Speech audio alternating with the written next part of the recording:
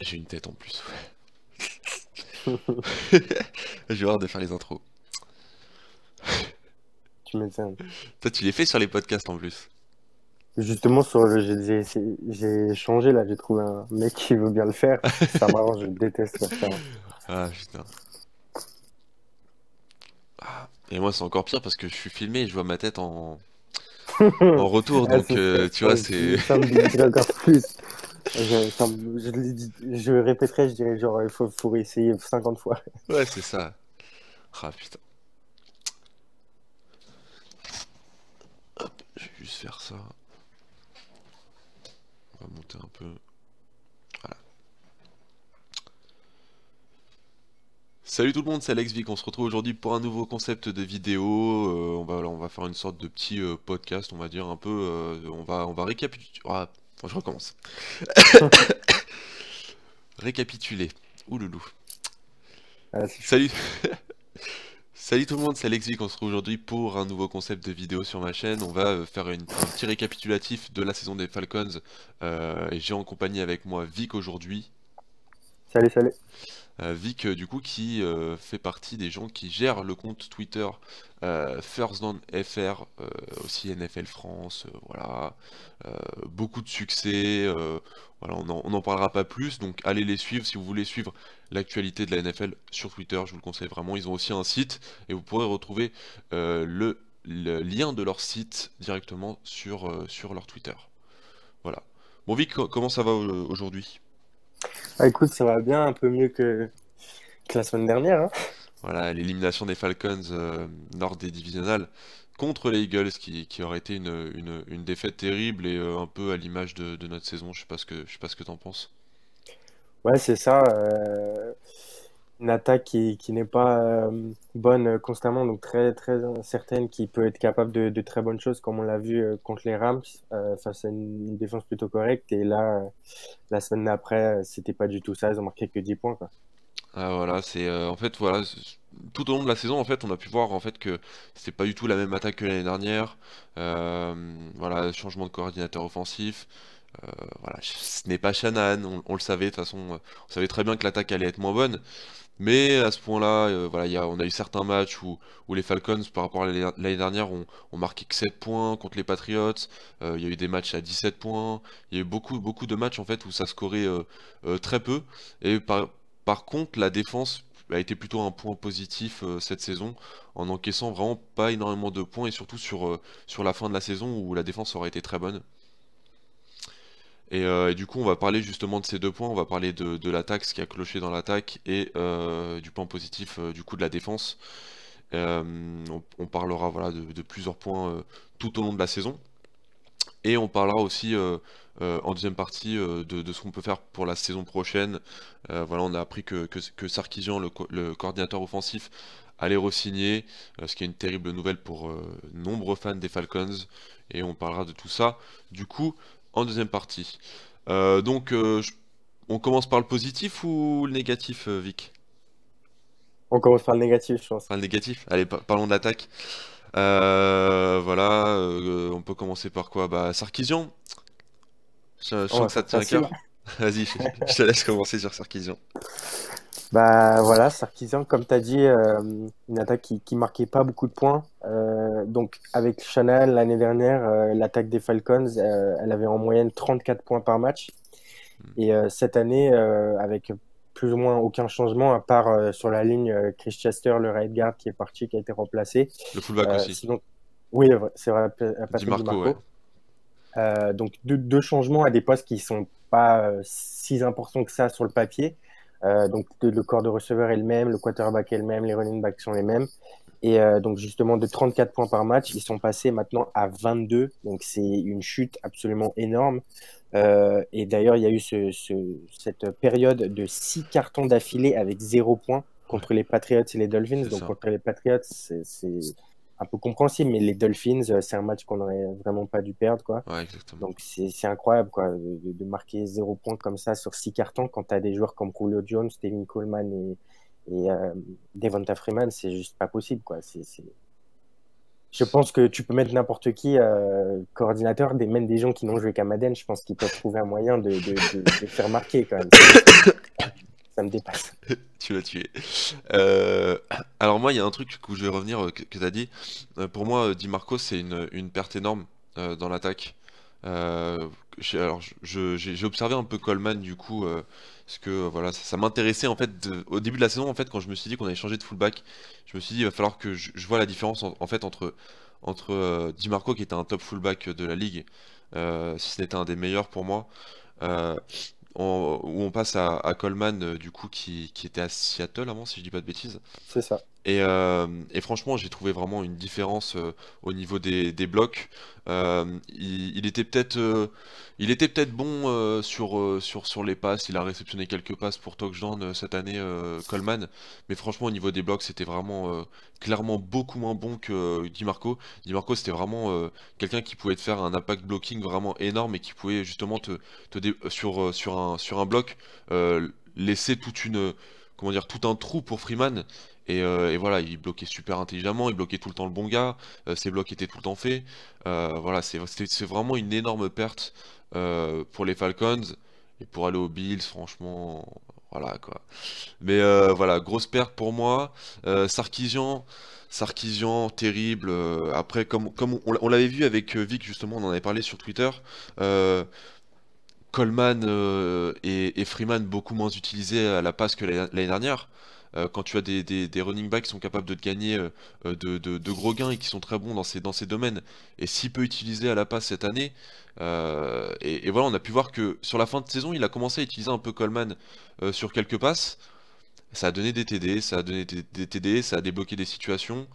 Et voilà, et il y a eu beaucoup surtout sur des troisième and short ou des quatrièmes tentatives tentées, des choix de play à play par Sarkisian qui était complètement oufissime quoi. Et franchement, n'importe quel coach, même beaucoup moins bon, sans ni rien, des coachs d'NCA, n'auraient jamais appelé des jeux comme ça quoi. C'était vraiment affolant. Et d'ailleurs, on peut en parler justement directement avec la dernière play du match Falcons-Eagles, avec cette petite rôle de Matt Ryan, là, complètement hallucinante, avec justement Coleman, le fullback, placé en receveur tout à gauche. Personne n'a compris. Personne n'a compris. Moi, j'étais fou. Vic, dis-moi ce que t'en penses de cette play. Ça m'a dégoûté. Juste une petite précision, parce que je pense qu'il y a des gens qui vont être un petit peu troublés. Il y a Derrick Coleman qui est le fullback Ouais, voilà, et et il y Tevin a Coleman, Kevin voilà, Coleman, le running back. exactement. Et donc, ouais, comme tu dis, cette action, c'est la dernière action du jeu. Donc, fourth down, t'es obligé de marquer un touchdown L'action de la pour saison, hein, gagner le quand même. match. Ouais. C'est ça, ta saison est en jeu. Et qu'est-ce que tu fais? Déjà, tu mets à gauche en position de receveur un fullback. Donc, le défenseur qui le couvre, il sait très bien que la passe ne va sûrement pas aller sur lui. Voilà, Et en plus, de l'autre côté, donc tu fais la roll, comme tu dis, de Matt Ryan qui part voilà, c'est vers ça. la droite. Et donc, je comprends pas pourquoi tu coupes le terrain en deux au lieu de justement donner, on va dire, ouais, il devrait pour moi mettre 5 receveurs Hmm. qui vont dans la red zone pour lui donner 5 options à Matt Voilà, c'est Ryan ça. au lieu de couper le terrain en deux et de lui donner 2 options, donc Sanu ou alors Rulio, qu'il faut qu'il fasse un miracle.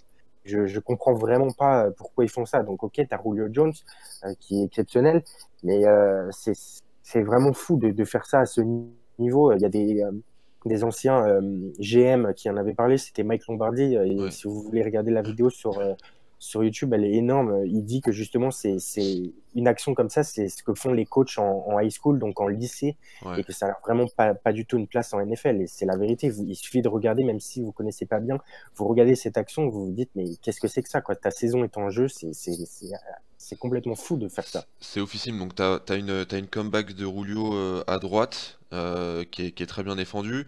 T'as Sanu qui fait, je sais pas si c'est pas une in ou je sais pas, il se bloque au fond de la end Mm. zone et il revient à l'intérieur.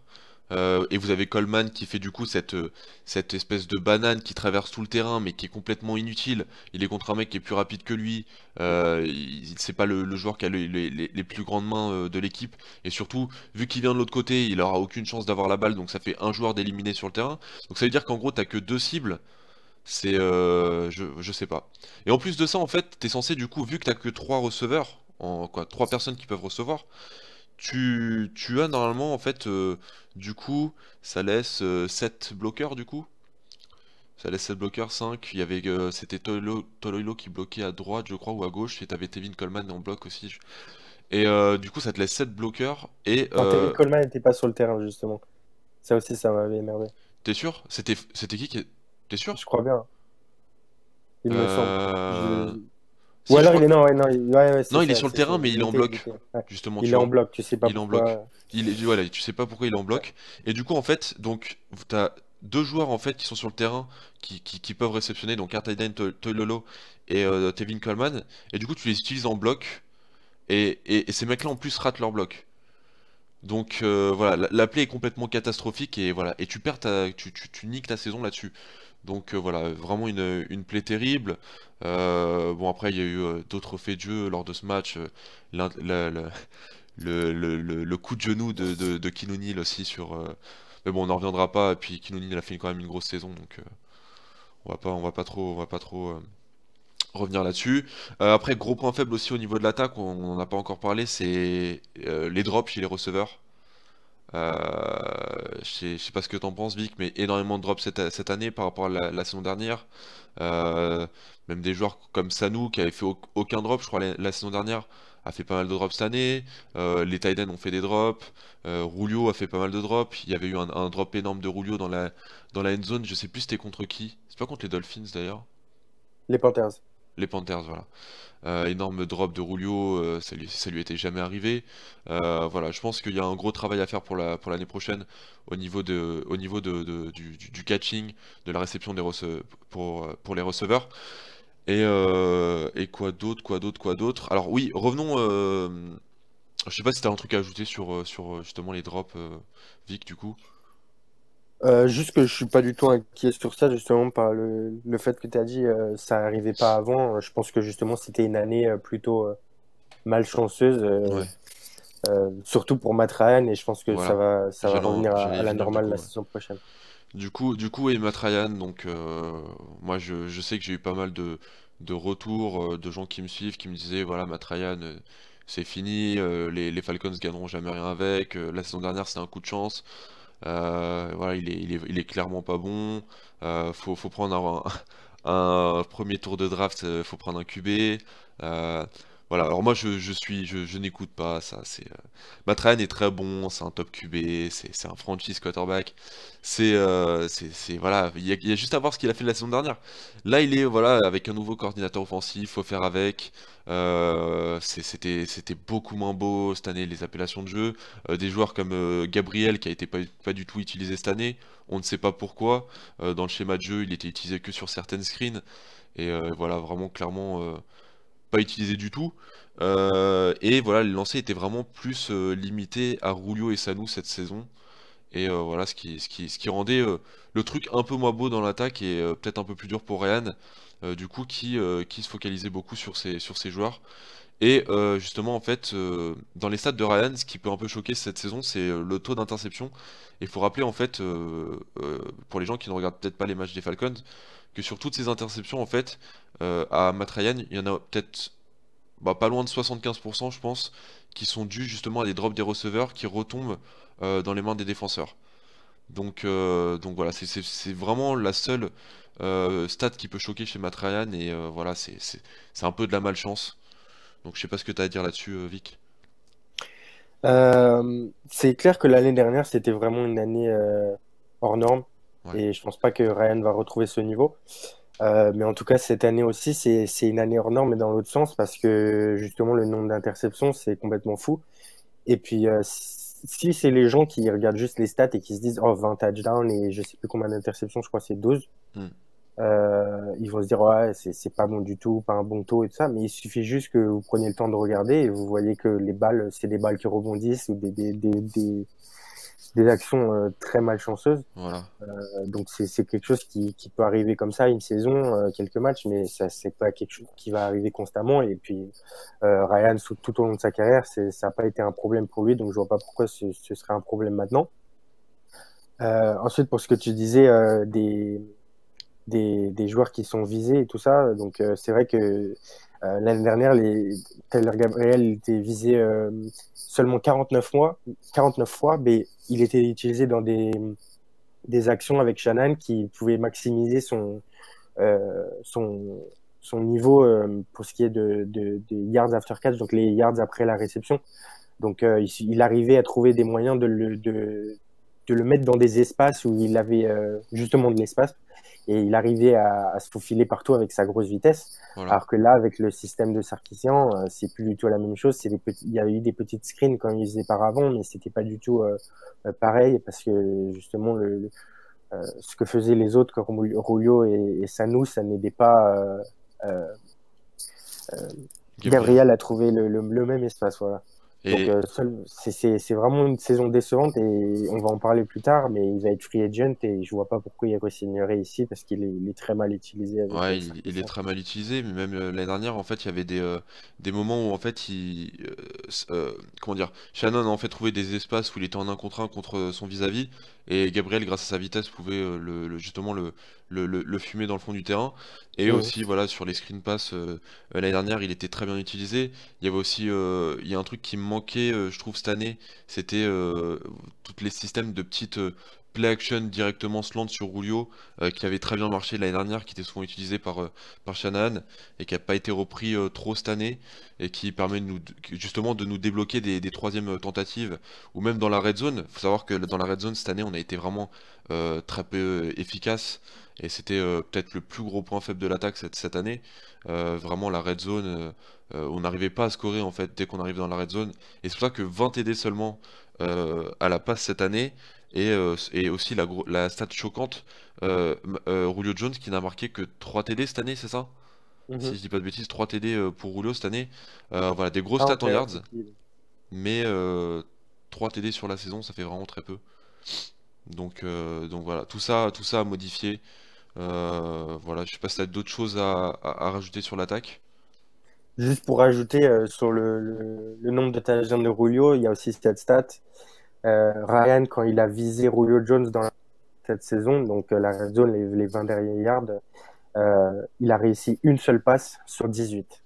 Donc, Voilà, vous vous rendez c'est compte, quoi. Il a visé 18 fois au long de la saison Julio dans la red zone et il a réceptionné une seule fois. Donc, c'est quand même fou. c'est fou, c'est fou.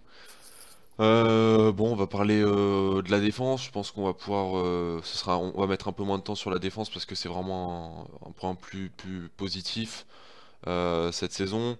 Donc on rappelle hein, cette défense qui a été construite par Dan Quinn, qui est plus basée sur des joueurs rapides, très physiques.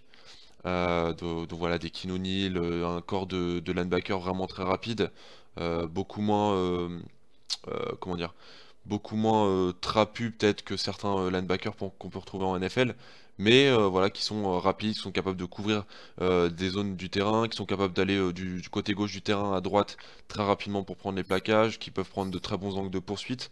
Et donc voilà une attaque, une défense du coup qui a été très efficace. Même les D-line sont assez rapides, sont assez voilà, on a des Vic Beasley, des Claiborne, des Grady Jarrett. Grady Jarrett qui est un D-tackle qui peut pénétrer très rapidement, qui a un premier mouvement très explosif. Euh, des cornerbacks aussi, un duo de cornerbacks Alford et Truffant vraiment très sous-coté je trouve, et très très bon. Alford vraiment une des révélations de cette saison, qui aura fait une saison de ouf. Et des safety, Ricardo Allen aussi très sous-coté.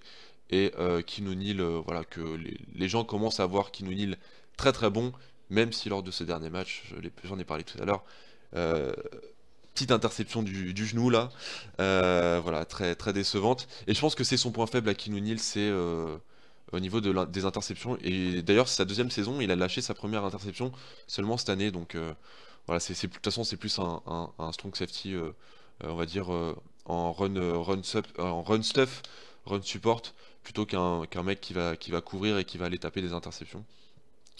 Donc gros point fort de cette défense, surtout en fin de saison, très peu de points pris par match contre des grosses équipes. Euh, une défense alors qui ne prend pas beaucoup de turnover, qui va pas faire beaucoup d'interceptions, de force fumble, pas beaucoup de récupération du ballon, mais qui va comment dire, faire des 1-2-3 punts, voilà, qui va réussir à défendre 1-2-3 punts, 1-2-3 punts, avec un Dion Jones aussi en middle linebacker vraiment très excellent. Euh, et pour moi, le seul point faible de la défense, mais on en parlera sûrement à la toute fin, c'est Vic Beasley. Voilà, maintenant je laisse la parole un peu à Vic. Ouais, je suis complètement d'accord avec ce que tu as dit. Sur les 6 derniers matchs de la saison, ils étaient à 16 points par match encaissés. Ouais, Et ça. comme tu as dit, comme des grosses équipes, comme les Saints. Il y avait Donc les Vikings aussi, ouais, c'est ça. ouais. Donc ils avaient plutôt mal commencé, mais ils sont très bien rattrapés sur la fin de saison avec Ouais, des joueurs qui sont vraiment mis en route, notamment Takk McKinley. ouais. Le rookie, moi je suis très très content de son niveau, de ce qu'il a montré. Je pense qu'il Sur va. la fin de saison, ouais. Parce que le début de Mm, saison, il était très peu utilisé. Quand il était utilisé, on voyait pas grand-chose. c'est ça. Donc ouais, sur la fin de saison, il était à un sac par match environ, donc c'est vraiment pas mal. Sachant qu'il joue pas tout le match à chaque fois que la D-line des Falcons, en fait, faut savoir que c'est une D-line qui tourne beaucoup. C'est pas une D-line qui va rester voilà, avec des joueurs titulaires tout le match ou la plupart du match. Ça tourne vraiment beaucoup en fait. Que ce soit les D-tackles et les D-line. Ça leur permet de se reposer et du coup d'être tout le temps à 100% et c'est ce que veut Dan Quinn en fait. C'est ça. Il est vraiment pas mal son système. Il sait ce qu'il Ouais. fait. On l'avait vu avec la Legion of Boom quand il était à Seattle. Donc franchement, très satisfait. Il y a juste un petit point négatif aussi pour Duke Riley, même si je suis pas vraiment inquiet parce que je pense ça me fait penser à la première saison de Devondre Campbell Ouais. qui était rookie l'année dernière Hmm. et Devondre Campbell qui a fait une saison plutôt correcte cette année. Donc je pense que je me fais pas vraiment de problème, de soucis pour Duke Riley. Et sinon aussi, comme tu as dit, pas beaucoup de turnover. Et je Ouais. pense que c'est justement la chose à, j'ai pas envie de dire à régler parce que c'est pas quelque chose, c'est pas un énorme problème, mais s'ils arrivent à créer plus de turnover, je pense que cette défense, cette jeune défense, On peut avoir une peut meilleure, devenir une des meilleures de une des la meilleures ligue, de la clairement. ligue, clairement. Mhm. Clairement. Donc ouais, parlons un peu aussi de toutes les nouvelles recrues, de ce qu'on a pu recruter cette année, parce que au niveau de l'attaque, il n'y a pas eu énormément de recrues, donc on va pas en parler, on en a parlé un peu, donc il y a eu Derrick Coleman le fullback, il y a eu qui d'autre en attaque, il y a eu qui d'autre? C'est tout en fait, en attaque on a rien C'est recruté tout, en en fait. fait. Ouais. Mais Et il y a du coup, le petit rookie, Sean Harlow, mais bon, il a même pas oui, il joué. y a Sean Harlow, il a pas joué. Ah, si, il y a Sobert. Ton pote Sauber. Ah, je peux pas le blairer. Ouais, donc Tiden recruté, c'était quoi? C'est un quoi? C'est un Cinquième tour. cinquième tour? Mhm. Cinquième tour complètement inutile. Je pense qu'il va l'année prochaine il est plus là ou practice Ah, squad. parce que apparemment ils sont, je sais pas comment le formuler en français, mais ils ont de grandes, ils espèrent qu'il va devenir très bon en fait, Ah, donc ils le gardent et ils pensent qu'il a un gros potentiel. ok. C'est ce qui, Ouais, apparemment, ce sont les apparemment, mais rumeurs. On verra il bien. faut savoir que un Tiden. En fait, à chaque fois qu'il jouait, il prenait plein de fautes et il apportait rien au jeu, quoi. En bloc, il était pas bon, en catching, il était pas bon. Voilà, on l'a vu en début de saison, il a fait des drops lors des, des matchs de pré-saison. Ouais, vraiment pas ouf, quoi. Bon, n'en parlons pas, n'en parlons pas. Il y Euh, a André Roberts aussi, mais c'est pas vrai. André Roberts, voilà, recrue, bon, ouais, il a pas apporté grand-chose au jeu. Il était plus là pour les Les special retours, teams, ouais. donc c'est pas Mhm. l'attaque, mais special team plutôt content du coup de ce qu'il a pu apporter. Ouais, je sais pas trop, correct, Ouais, il a mais fait, ouais, correct, il a fait quelques bons returns. Il a pas marqué, mais j'ai pas vu une énorme différence par rapport à Williams, tu vois. ah, oui, oui. Non mais oui, clairement. Clairement, pas de différence, mais ça fait Donc l'affaire. après, c'est ça, c'est pas un gros contrat et tout, donc on Oui, perd pas oui, grand-chose, quoi. ouais. Au niveau de la défense, du coup, grosse recrue du coup, euh, de la FA, c'est Don Taripo, qui a été signé pour un contrat d'un an. Don Taripo, assez décevant en début de saison, pour se rattraper en fin de saison.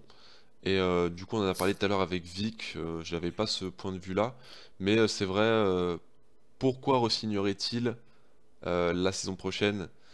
Euh, c'est une grande question. Va-t-il re-signer pour un contrat d'un an ou ça m'étonnerait en tout cas, ça m'étonnerait que les Falcons lui donnent un contrat sur plusieurs années. Euh, Donc c'est vrai que maintenant que tu me dis ça, j'ai l'impression que l'année prochaine, ça sera sans Don Taripo. Et voilà, et je trouve il a pas apporté assez cette saison. J'attendais vraiment plus de lui. J'attendais vraiment plus de lui. Voilà. Ouais, c'est là je vois 26 ans et tout, donc ouais, c'est comme je te disais, je pense vraiment qu'il va chercher un peut-être son dernier gros contrat, donc Ouais, qu'il ouais. va chercher les sous, peu importe si c'est dans une équipe qui ne vise pas le Super Bowl pour maintenant, mais qui a du cap space, quoi, et qui Ouais, vont voilà. lui offrir un. Un bon contrat, ouais. Mm. Il y en a qui d'autre? On a du coup Takaris McKinley, premier tour de draft. Euh, donc que moi je voyais titulaire toute la saison. Et au final, alors je savais pas s'il allait jouer à droite ou à gauche. On a pu le voir sur les deux côtés durant la saison. Il était des fois à droite de la ligne et des fois à gauche de la ligne. Moi je pensais qu'il allait être à droite du coup et qu'on allait avoir un Vic Bisley d'un côté et un McKinley de l'autre. Et je me suis dit ouais ça va être terrible, ça va être ouf. Et au final en fait, Vic Bisley qui a passé la plus grosse partie de la saison en outside linebacker, et du coup McKinley qui rentrait de temps en temps. Donc on avait plus un Brooks Reed en titulaire avec, Claiborne. D'ailleurs, Claiborne, énorme saison de Claiborne, qui fait aussi un match à 6 sacs contre les Cowboys. Euh, du coup, Claiborne, du coup, qui était titulaire une grande partie de la saison, qui était tout le temps sur le terrain. Et on avait en fait une rotation entre Takaris McKinley et Brooks Reed sur le côté gauche de la ligne. Et du coup, McKinley qui avait pas toutes les reps. Et du coup, qui s'est réveillé en fin de saison pour aller chercher un sac, pardon, sur plusieurs matchs en fin de saison. Et du coup, qui a montré des choses, même pour mettre de la pression sur le QB, avec, voilà, c'est un D-line assez explosif, et qui a un très bon bull rush, qui peut relever son O-line et du coup le faire reculer très rapidement, et aller chercher le sac, où il peut prendre très rapidement l'extérieur aussi. Donc un D-line assez explosif et rapide avec une bonne technique de main et vraiment assez rapide sur son premier impact. Et du coup, moi je me prononce pas trop dessus. J'attends vraiment la saison prochaine qui, je pense, peut être une saison un peu de rédemption pour lui, où je pense qu'il peut sortir une grosse saison, un peu à l'image de Vic Bisley, sa deuxième saison qu'il avait fait l'année dernière, en allant chercher voilà, vraiment beaucoup de sacs, à en être le leader en termes de sacs sur la saison. Donc à voir s'il peut faire une Vic Bisley. Et voilà mon ressenti sur McKinley. Je sais pas si tu as quelque chose à dire, Vic, dessus. Euh, pour moi, je pense qu'il va clairement être meilleur que Vic Beasley. Ouais. Parce que Vic Beasley, il avait fait sa grosse saison l'année dernière, mais comme disait Pro Football Focus, qui est un site pardon, de C'est de stats, stats, ouais. il disait que donc oui, c'était quoi, 17 sacs Ouais, c'est l'année ça, dernière. 17 sacs, ouais. 17 sacs, mais il ne créait pas de pass rush en fait, parce que quand vous créez un pass rush et de la pression sur le quarterback, il n'y a pas Voilà. forcément de sacs. Et donc lui, il n'avait pas beaucoup de pression, mais il avait beaucoup de sacs. Donc c'était un peu comme le nombre d'interceptions de Ryan, c'était malchanceux. Lui, Mm. il y avait beaucoup de chance quand même sur son nombre de sacs. Et donc eux, ils le disaient que son niveau, enfin son nombre de sacs allait Était baisser. Et faussé, ouais, c'était faussé un peu, ouais. ce qu'on a vu cette saison. Donc oui, il a toujours un gros potentiel parce qu'il a une capacité physique et tout ça, mais il doit clairement s'améliorer sur certains aspects. Être plus Et régulier, on ouais. va voir, c'est ça, plus régulier, parce qu'il a eu justement l'année dernière, il avait du succès contre des tackles qui étaient Qui pas était pas pas si très forts bon, que ça. justement, ouais. C'est ça. Donc s'il arrive à maîtriser certains moves, comme il y en a par exemple Dwight Freeney, lui avec Voilà, son le spin spin. move, ouais. Voilà, donc s'il arrive à maîtriser un mouvement, il a clairement les capacités pour devenir un bon pass rusher. Et donc on va espérer voir ça La saison la prochaine, ouais. saison prochaine quand Dan Quinn va le replacer à ce poste pendant toute la saison. Voilà, il devrait repasser en D-end. Alors à voir si on aura une rotation avec entre McKinley et, et Vic Bisley, ou est-ce on aura alors McKinley qui passera côté droit, comme je l'ai dit en début tout à l'heure. Euh, et Claiborne qui devrait rester à Cleburne droite qui est pour moi. free agent. Ah, il est F1? Ça, Mhm. j'étais pas au courant. Si, Ouais. si, les travaux. Les voisins qui fait le travaux. Ouh. Du coup, ouais. De quoi on a Cleburne qui est parlé de free agent, ouais. McKinley. Donc Claiborne qui sera free agent. Ben, j'étais pas au courant, tu vois. Mhm. J'étais pas au courant. Euh, Ah, mais si. Si, parce que du coup, je l'ai eu dans Madden en SFL. Oui, si, du coup, oui. Euh... Moi. Putain. Pourquoi ça tombe à ce moment-là, putain. Donc, oui. Donc, moi, je le signerais perso. Ça dépend de ce qu'il demande, hein. Oui, S'il ça demande dépend ce qu'il demande, un... mais après, genre, si voilà, il demande pas trop. Franchement, je sais pas parce que, comme tu disais, la rotation, euh, j'ai vu comme quoi Vinny Curry, Ouais, aux Eagles, je pense que ce serait, si c'est possible de l'avoir, qui passe free agent, euh, un joueur, ou alors un joueur de ce type, ce serait mieux parce que justement, comme tu dis, la rotation sur la ligne, Claiborne, il reste plutôt de son côté, alors que je pense qu'un Vinny Curry, il serait justement capable de passer defensive tackle quand la formation change, nickel, ouais. etc. Donc, je pense que ce serait mieux d'avoir un joueur hybride comme ça, comme un peu ce qu'il faisait Dan Quinn justement à Seattle avec, j'ai perdu le nom du defensive end des Seahawks là. Ben- Euh, Bennett? voilà, c'est ça, avec Bennett qui passait à l'intérieur et à l'extérieur, quoi. Ouais, ouais. Bon, à voir ça. Après, qu'est-ce qu'on a comme nouveauté? Duke Riley. Duke Riley, alors lui, c'est un linebacker vraiment très. Quand je parlais de gabarit justement. euh, Lui, c'est vraiment un gabarit très très léger pour un linebacker. Très rapide par contre. Moi, j'attendais beaucoup de lui sur la couverture de passe. Et en fait, on l'a pas trop vu cette saison, quoi. C'était franchement invisible le mec, quoi. Il a rien fait. Il a rien fait, pas énormément de grosses actions, il a fait quelques plaquages. Donc grosse déception. À voir l'année prochaine. Euh, voilà, au niveau de Duke Riley. En fait, j'ai pas grand chose à dire sur lui parce que voilà, j'ai vraiment pas vu grand chose de lui. Et après, au niveau des DB, on n'avait pas de nouveauté, c'était toujours le même corps de DB.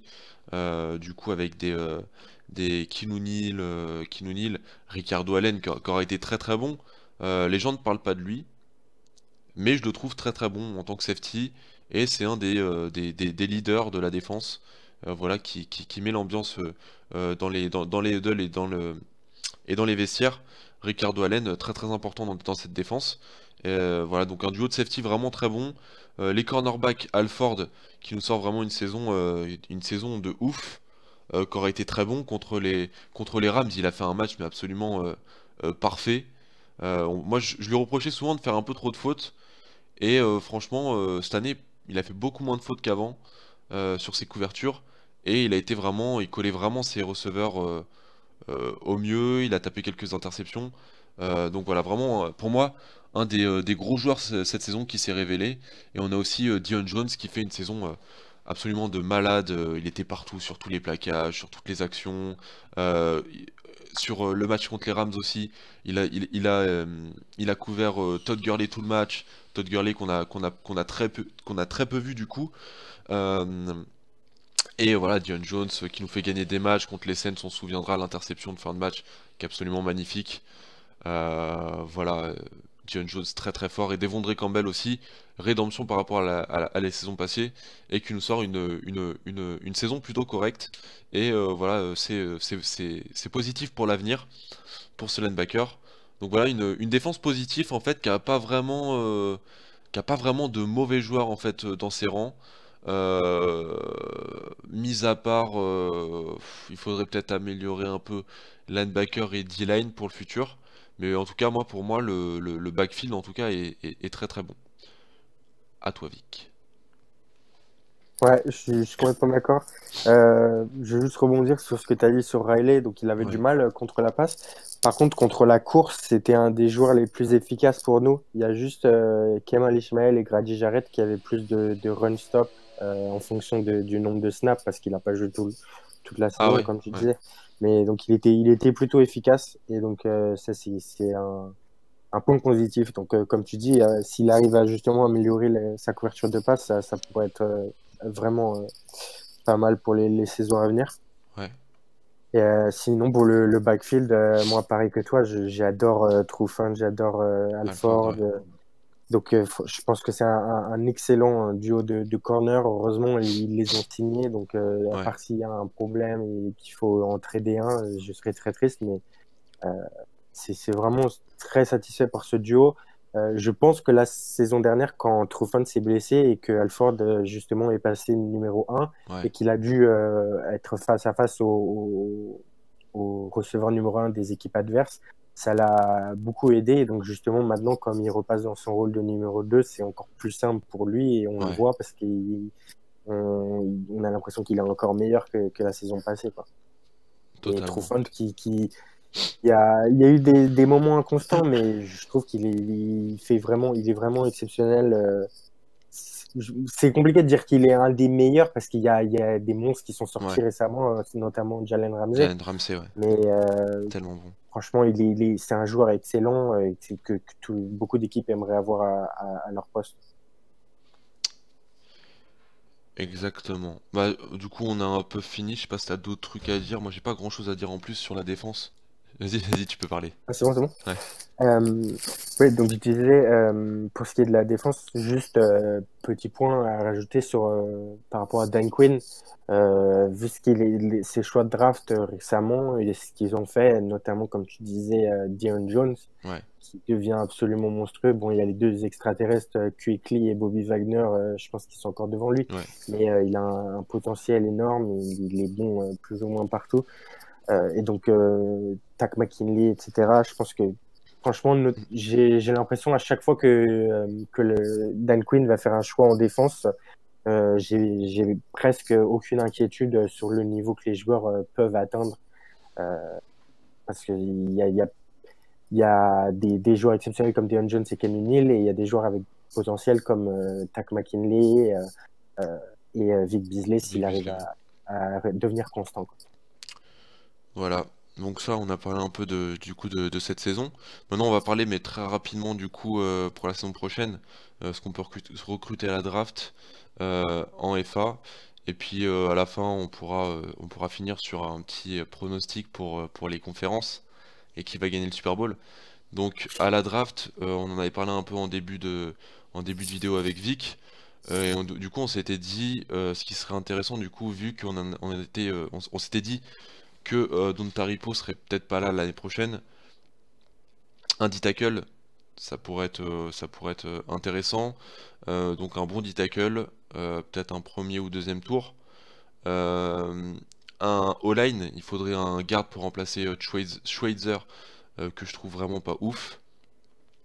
Et sait-on jamais s'il y a un des O-line titulaires des Falcons qui partent en FA ou en trade, on ne sait jamais. Donc moi, je prendrais un O-line, ou des O-line même. Après, bon, ça c'est des postes plus secondaires. Je prendrais voilà, plus des backups. Strong safety, linebacker et cornerback. Voilà. Je sais pas si t'as d'autres postes que tu trouves intéressants, toi Vic. Ouais, comme tu disais, defensive tackle, je pense que ça doit être un poste important. Ouais, Donc, comme tu dis, parce que Don Taripo va sûrement partir. Et aussi, on est plutôt léger niveau profondeur, parce qu'il y a Grady Jarrett, mais après Poe, et après ça devient un peu t'as plus compliqué. Crawford, je crois, c'est tout. Ouais, donc je pense qu'un premier, deuxième tour, en fonction de ce qui reste, ce serait pas mal. Ouais, Euh, donc, euh, désolé. Pour le defensive tackle à la free agency, c'est compliqué parce que les meilleurs, ils vont évidemment demander des gros pas. Ouais, Euh, Ensuite, O-line aussi, je pense qu'il faut aussi préparer le futur parce que ouais, Alex Mack, il se fait un peu vieux. Comme tu dis, right guard et même left guard, c'est pas trop ça parce que les vitrés, il se fait vieux les aussi. Vitry se Il fait a des vite, problèmes ouais, il se fait vieux. de blessures. Ouais, Donc, c'est quelque chose.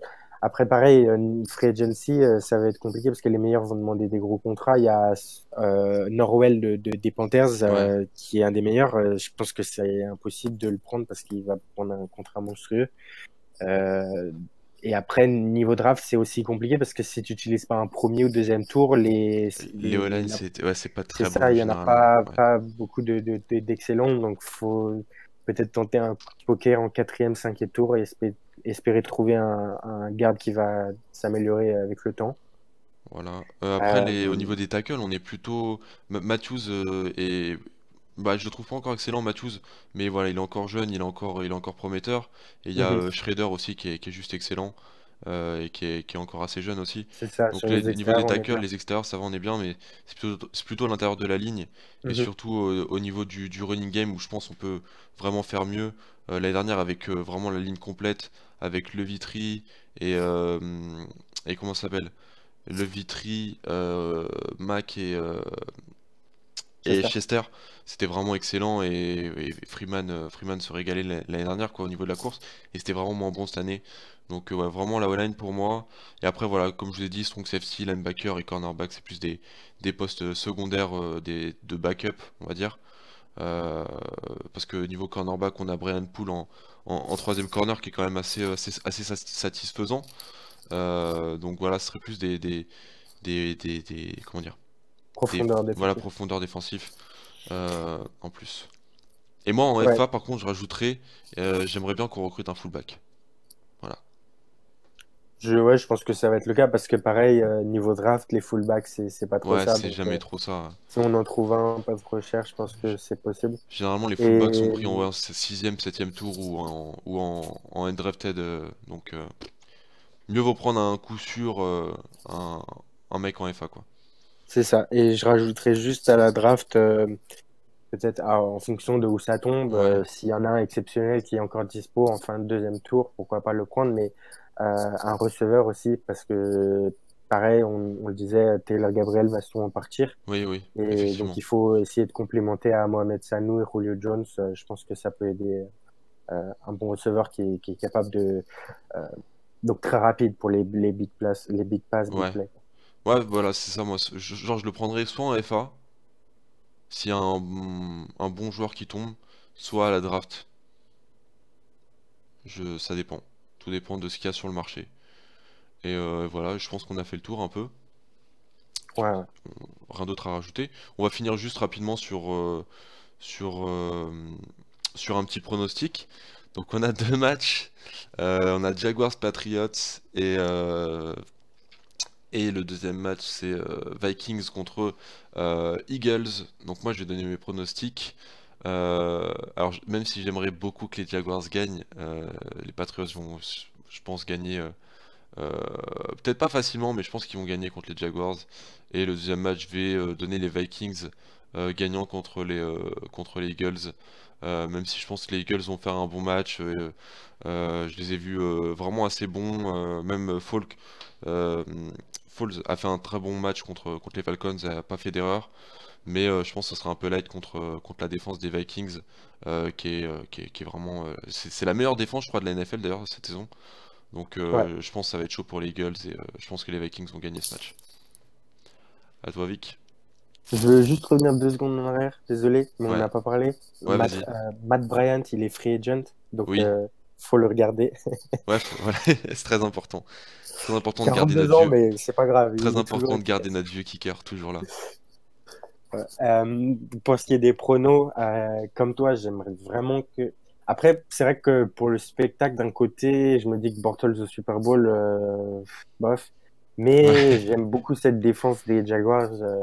Comme on a dit tout à l'heure, Jalen Ramsey, je le trouve ouais, absolument énorme. Ils ont vraiment des gros noms en défense, beaucoup de joueurs que j'aime bien. ouais. Mais ce qui va être le problème Campbell, ouais. justement dans ce match, pour moi, ça va être en plus de Bortles, c'est le coaching. Et je pense Ouais, que justement en attaque, comme les Jaguars vont vouloir avancer, ça va être de la course sur Fournette. Et je pense que Belichick va trouver un moyen d'arrêter Fournette et la course. ouais. Et là, je vois pas comment les Jaguars pourront gagner. Donc les Patriots pour moi aussi. Ok. Et pour l'autre match, c'est un peu plus compliqué. Parce que je suis pas 100% confiant en Keenum. Il a eu Ouais. beaucoup de mal contre les Saints, malgré sa passe miracle pour Diggs à la dernière seconde, qui Qui nous t'a a fait, fait beaucoup de qui plaisir. t'a fait beaucoup plaisir, toi. Qui nous a fait beaucoup plaisir. Ouais. Mais donc, il a eu beaucoup de mal contre la défense des Saints, et je pense que la défense des Eagles, et donc Est ça très risque bonne d'être aussi, ouais. compliqué. Ouais, c'est ça. Donc, ça risque d'être très compliqué pour lui. Mais de l'autre côté, pareil, ça revient au même, c'est la défense des Vikings, elle est exceptionnelle et je vois pas comment Nick Foles, etc. vont avancer parce que on a vu déjà qu'ils ont eu du mal contre nous et qu'ils ont une bonne et Ouais. jeune défense. Et là, contre celle des Vikings, ça risque d'être encore plus Contre la compliqué. D-line Donc, des Vikings, même au niveau de la course, je pense que ça va être très c'est compliqué pour ça. les Eagles. Ça va être très très compliqué. Les Vikings, ils sont forts à tous les Ouais, niveaux, ouais, donc c'est linebacker, ouf. etc. Le Donc, corner, safety, mhm, c'est oufissime. c'est vraiment énorme. Donc, Euh, pareil, je vois aussi les Vikings comme toi. d'accord. Et moi, je vois une victoire des Vikings au Super Bowl. Mais juste pour que ça change, que ce soit pas les Pats, quoi. Voilà, Bah, ce c'est ce serait que j'ai à beau, dire. Ça serait beau, oui. parce qu'ils ils jouent chez eux. Ce serait la Ouais, en première fois plus, qu'une en équipe qui plus. reçoit le Super Bowl joue à Je joue à domicile, bon, à domicile, ouais. domicile entre guillemets. Euh, Ouais. donc, ce serait vraiment très beau. Voilà. Bon bah voilà, on a tout dit. En tout cas, merci, merci Vic d'avoir participé à cette vidéo. Merci de m'avoir J'espère, invité. j'espère que ça plaira à beaucoup de gens. Et puis pourquoi pas réitérer ça avec peut-être d'autres fans de certaines équipes dans le futur. Donc n'hésitez pas à faire vos commentaires, que vous soyez fan des Falcons ou pas, sur ce qu'on a dit, ce que vous en pensez, ou même sur les playoffs, faire vos petits pronos. Et vraiment encore merci Vic d'avoir participé. Et puis merci pour tout le travail que vous faites sur First Down France, sur Twitter ou même sur votre site. Je réinvite les gens à aller vous suivre. Voilà, c'est fait en français, c'est très bien fait, vous avez toute l'actualité, ils vous répondent si vous avez des questions, voilà, ils vous redirigent vers divers comptes. Moi, je sais que quand il y a des problèmes sur Madden ou autre, ils me redirigent vers moi. Donc voilà, vraiment un très très bon travail effectué durant toutes ces années. Et puis on vous souhaite, en tout cas, je vous souhaite beaucoup de réussite pour vos projets. Merci beaucoup, ça fait plaisir. Ok, merci beaucoup, ciao tout le monde, bye. Ciao.